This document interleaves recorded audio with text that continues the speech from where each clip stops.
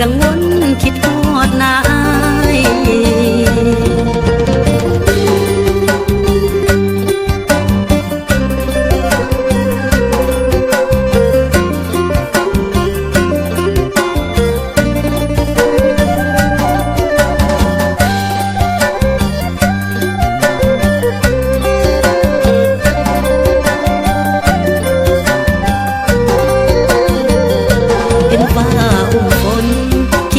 คนผู้ทาอยู่บ้านหัวใจสะท้านย้อนเฮานั้นขาดการติดต่อยามเมฆไหลซ้อนฝันว่าอ้ายนอนนุ่นตักเขานอนน้ำตาแตกบ่ยานอ้ายบ่รอยิ่งจน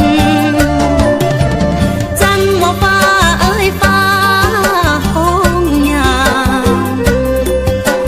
ใจคิดฮอดผู้บ่าวผู้ลังคนออกพรรษาสิมืออีกบ่ดนเห็นฟ้าอุ่นฝนใจกังวลคิดฮอดนายเมื่อฮอดบ้านคันมีผู้สาวใหม่ให้อายระวังไว้โล